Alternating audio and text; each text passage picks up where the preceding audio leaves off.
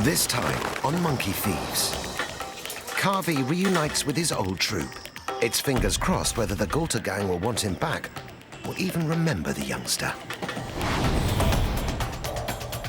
And Samir's efforts to infiltrate a new gang hit teething troubles as he's caught with another mobster's girl.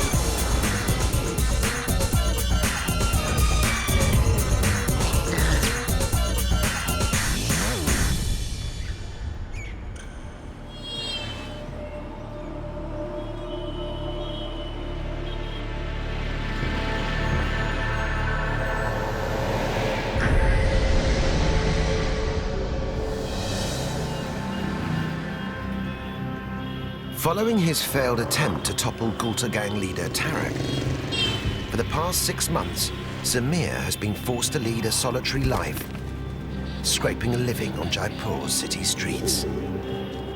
But memories die hard. Zamir has a score to settle. With its fresh spring pools and wave after wave of visiting pilgrims bearing food, he knows the value of the temple territory. It looks like the big male is set on letting Tarak and his troop know that their tenancy at the temple is about to be challenged.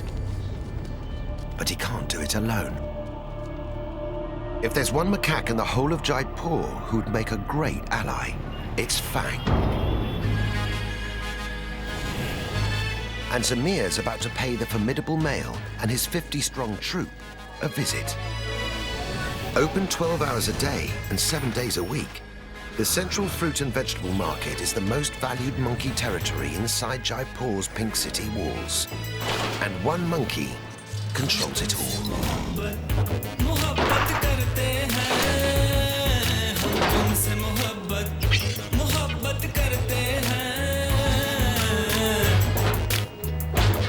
As one of the strongest and most agile alpha males in the city, Fang has fought many leadership battles and clashed with numerous gangs trying to muscle in on his turf. There has only ever been one victor.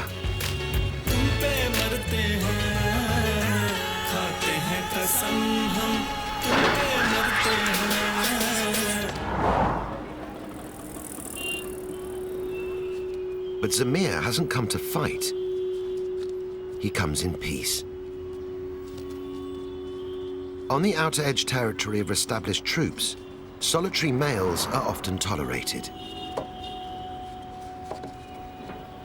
Over time, they can even be accepted into the group's inner circle. If Samir plays his cards right, he could gain a useful ally. And who knows where such a powerful coalition might lead.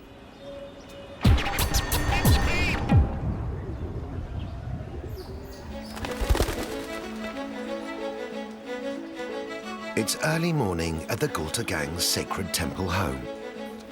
Surrounded by lavish natural spring pools, majestic architecture, and pilgrims serving fresh food. For a wild Indian rhesus macaque, it seems there's no better place on Earth. Because of their holy status, inside the temple grounds, leader Tarak, his partner Rani, and the rest of the gang are relatively safe. The problems start when the troops' thirst for adventure kicks in, and they head into Jaipur's city centre streets. The town residents tolerate the monkey's presence, as long as they don't step out of line. One sign of serious trouble, and the consequences are severe, as the depleted macaque population in nearby Delhi can currently testify. But closer to home, outcast Samir has once again left his mark. He attacked a child bringing the government's leading monkey catcher back to Jaipur. Aware that Zamir is alive and lurking in the city, some of the younger members of the Gulta gang are reluctant to head into town. Instead, teenagers Bipin, Yash and Tito lead the rest of the troop into woodland at the back of the temple. A much safer environment than the city. Or so they think.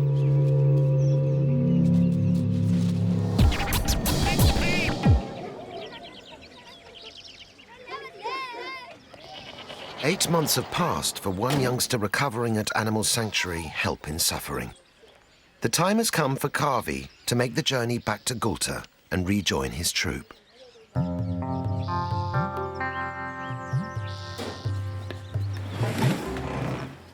The brave youngster is now fighting fit and his burns have completely healed. Today he must say goodbye to the charitable oasis to which he owes his life.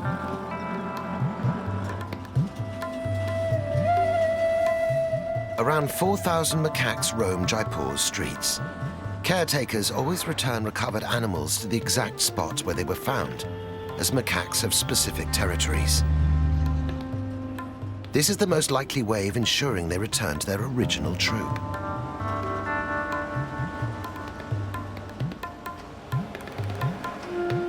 But Kavi isn't home and dry yet. It's been months since he last saw Gulta or any of his former family members. Macaques have a strict rank hierarchy which quickly reshuffles as soon as any member dies or goes missing. It's a 50-50 chance whether Kavi will be allowed back into the Gulta gang. Suresh Valmiki, Kavi's carer at the charity, isn't taking any chances. Once they arrive beneath the pylon where Kavi was rescued, the plan is for the youngster to remain in his cage until staff see specific signs that he'll be safely reaccepted by the troop. Best case is Kavi will be greeted with open arms. Worst, he could be attacked or even killed. It's now just a waiting game to see what the future holds for the brave youngster.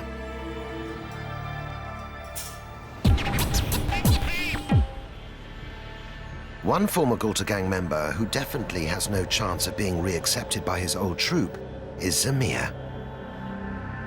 Instead, he has his sights set on joining another mob. But infiltrating a gang isn't straightforward. One way would be to attack and defeat the alpha male, but a more common method is to charm your way in.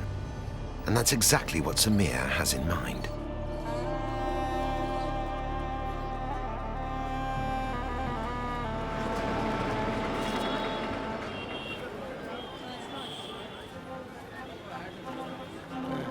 There are around 3 times as many adult females in the average macaque troop as there are adult males.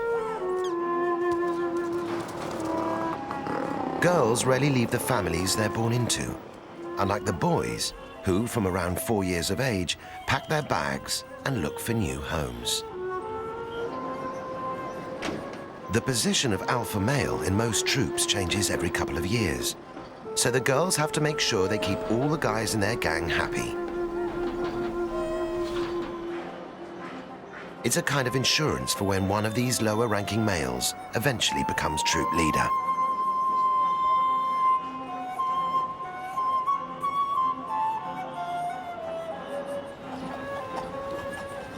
Flirting with anyone but the alpha male is a very risky business. Despite this, whenever his back is turned, all the girls are prepared to chance it.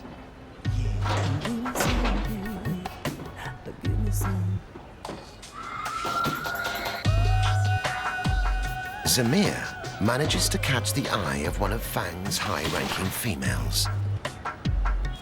Strangers who make it to the edge of the troop's territory are an attractive proposition for female macaques. The fact Zamir has survived emigration from his original group without being killed or starving to death proves he probably has pretty good genes.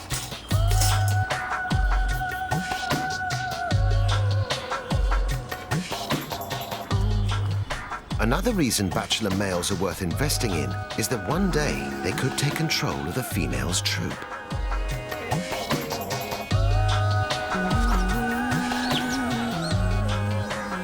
The flirty female sidles up, and Zamir plays it cool.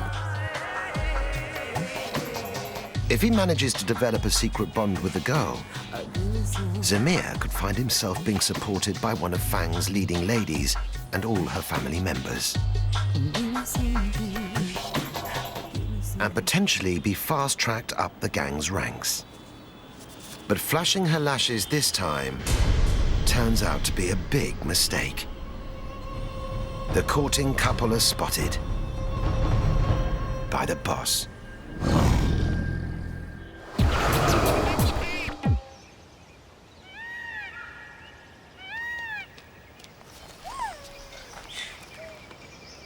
Back in the woodland behind their temple home, the Gulta gang waste no time in hitting the heady heights of the tree canopies. Given the chance, rhesus macaques will climb virtually anything. Their bodies are designed for life in trees. But compared to many other monkeys with long balance-enhancing tails, rhesus macaques have a relatively shorter tail, indicating they've evolved to spend more and more time on the floor. Bipin, Yash and Tito enjoy a natural snack of fresh young leaves, while Rani's youngest daughter Isha and the rest of the yearlings leap at the chance to have some acrobatic fun.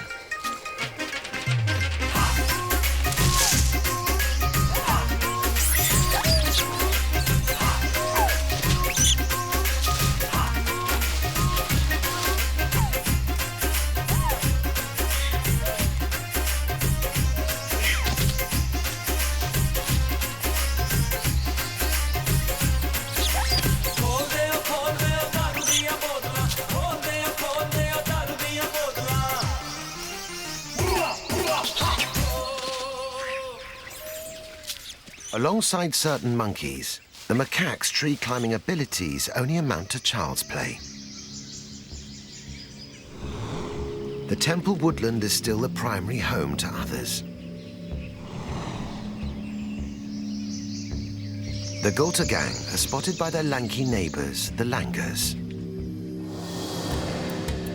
Langurs' bodies are built for the high life.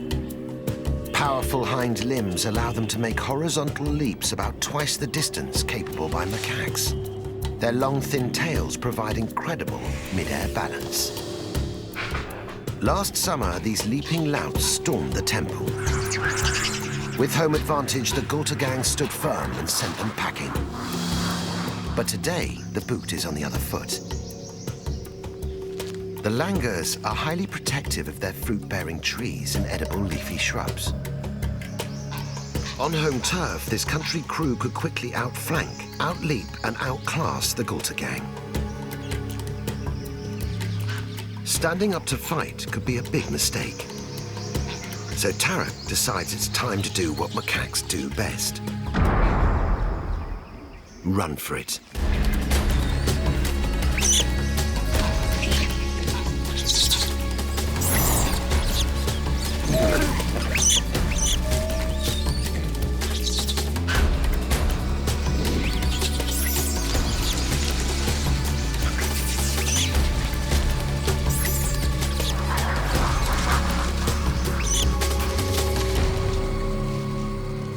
With the Gulta gang off their land, the langurs eventually back off. Someone else should also think about running if he has any sense. Zamir is a marked man. Canoodling with someone else's girl can have serious repercussions. Especially if that girl belongs to Fang. If Samir stood up to Fang and won, he could have control of the whole gang and the market territory. But the Gulta gang outcast isn't prepared to take the risk. Fighting Fang could be the death of him. Samir disappears into thin air, but that doesn't stop Fang from venting his anger. In macaque society, things are never straightforward. For some reason, alpha males always blame the girls whenever a couple's caught cheating. The flirty female is about to be taught a lesson.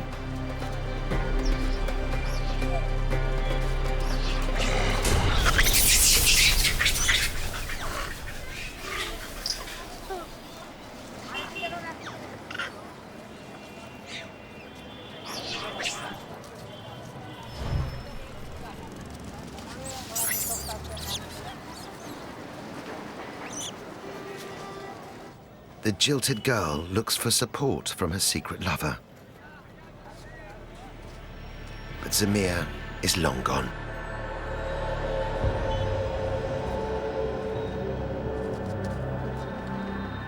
Samir has blown his chance of joining Fang's gang, so he's back to leading life on his own. The loner returns to his old antics.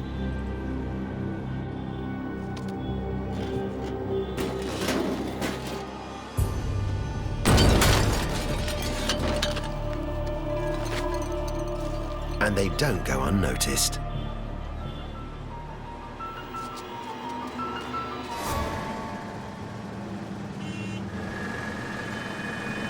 Dana Lal, the city's monkey catcher, is paid to keep a lookout for macaques who misbehave. And this rogue male looks very familiar. Dana is determined to catch the elusive outlaw, no matter how long it takes.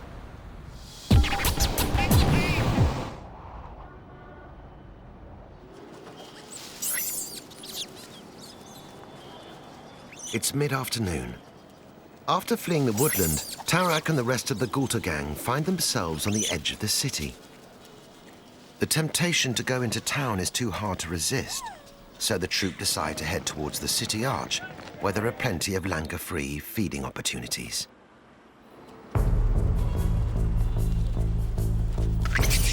Less than a few minutes into their journey, something catches Tito's eye. Tarak also spots it. Kavi. It's been around 8 months since the gang last set eyes on the youngster, who from their point of view had gone for good. Suresh and the staff at Help in Suffering cannot release Kavi until they're convinced he won't be attacked. They need to see signs of intimate contact through the cage bars before setting him free.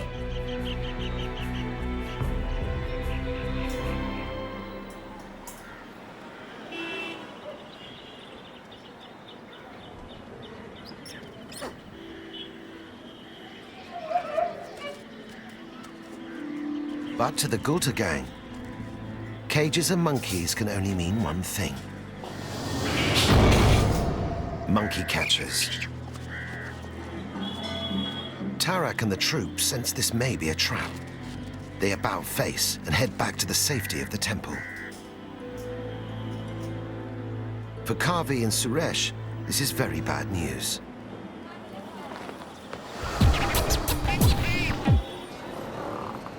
Deeper in the city, Zamir is on another mission. He's shaken off the monkey catcher and is drawn back towards the fruit market.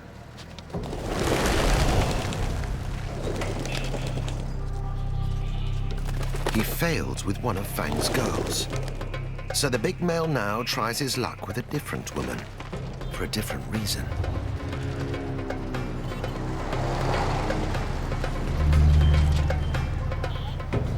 Samir knows Fang might still be upset, so returning to the market is extremely risky.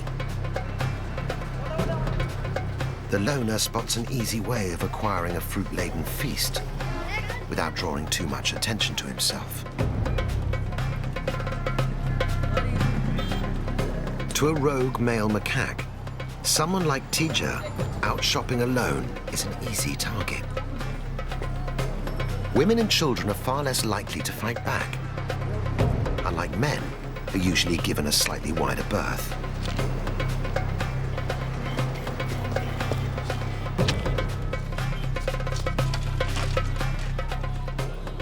Macaques have vision virtually identical to humans.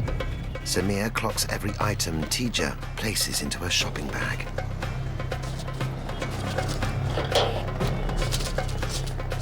Unaware she has a stalker, Tija heads home.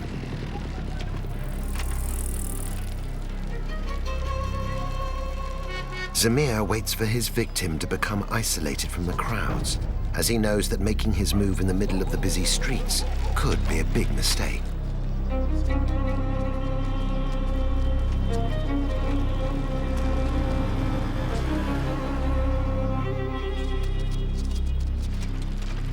Tija reaches her apartment. It seems Zamir has been handed his afternoon meal on a plate.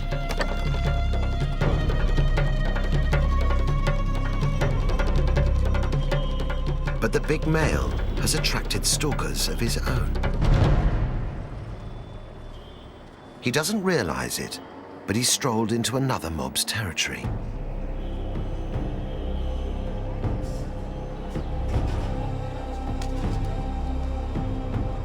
Fearing an attack, Samir backs off.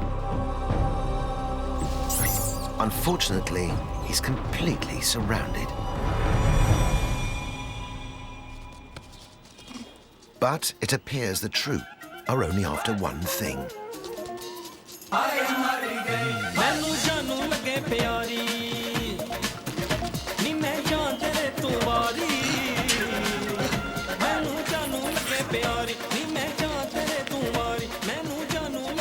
Zamir is lucky he hasn't been attacked for encroaching on the mob's territory. Despite losing out on dinner, the big male could be in for a much bigger prize.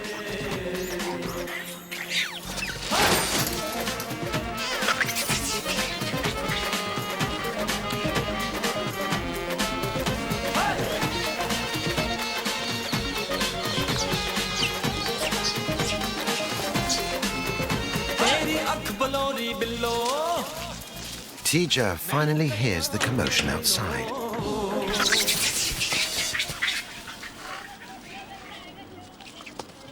She salvages what she can, but her trip to the market has been a complete waste. Tija's day ends on a sour note, while Zamir's luck turns surprisingly sweet. Vasu, the surrounding mob's leader, appears impressed by Zamir and his food-finding abilities. The lone male could be a good asset. Zamir may have found himself a new gang.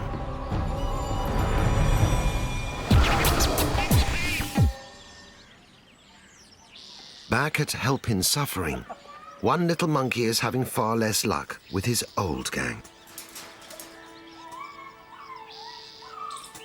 As Kavi prepares to spend yet another night under the charity's roof, Suresh is very disappointed by today's events.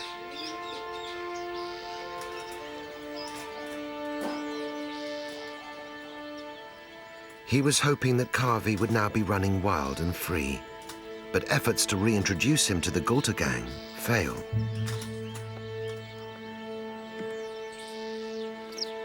Suresh and the team will try again tomorrow, giving their plan one final shot. The last thing Suresh wants is for the brave youngster to end up in a zoo.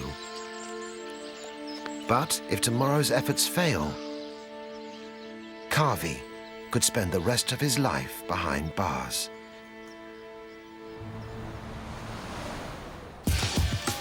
Next time on Monkey Thieves, Kavi's chances of freedom receive a major boost, while Samir and his new gang wreak havoc in the city, triggering the biggest ever clampdown by the government's monkey catchers.